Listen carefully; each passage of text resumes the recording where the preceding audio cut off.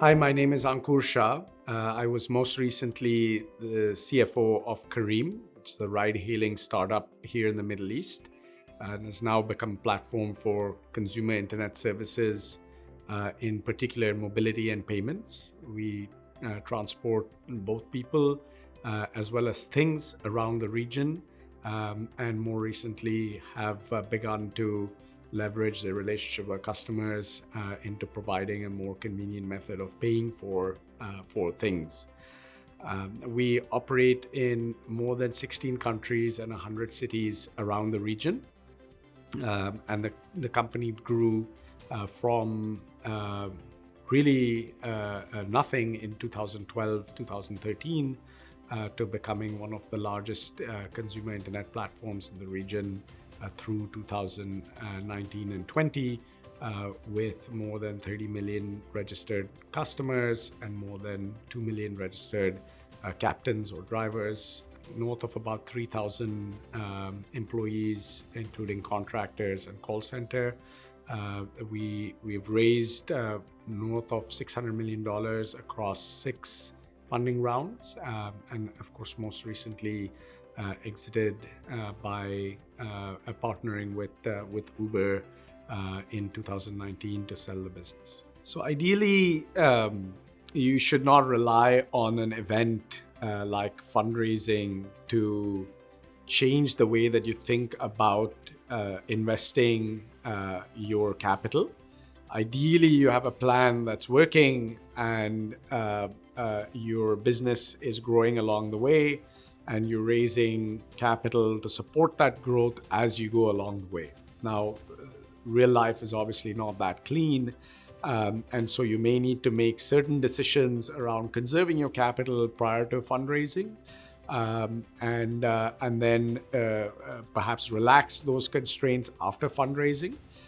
But to the extent that those fundraising episodes then start determining your business judgment, can become very, very tricky for you to build the required discipline within your company to focus on the right metrics and the right evolution of the performance of the company.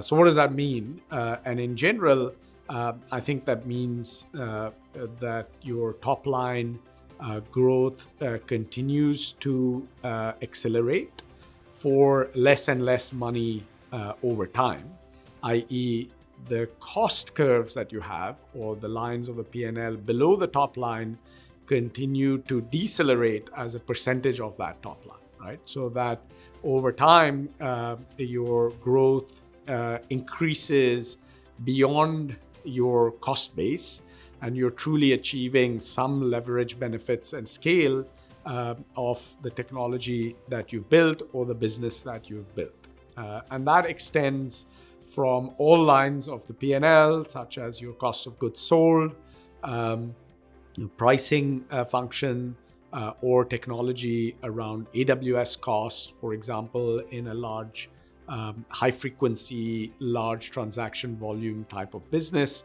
where your AWS costs may or may not grow linearly to the volume of your transactions, and they ought to grow slower than the growth in the volume of your transactions.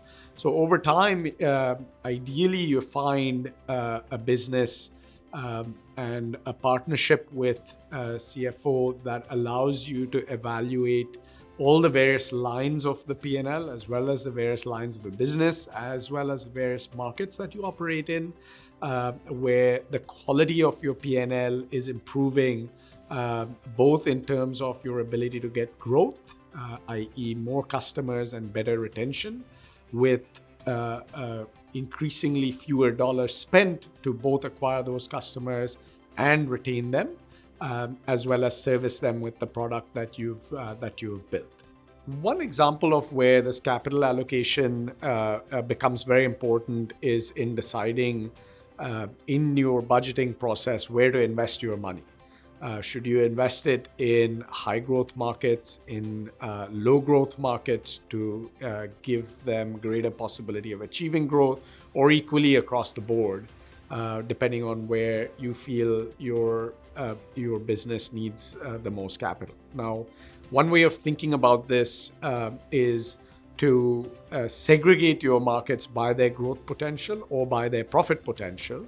And for markets that still have a lot of growth potential, that's what we demand from those markets. And from markets that are growing a little bit more slowly, start to focus those markets on generating more profits so that we can start to exercise discipline on the cost side of the equation.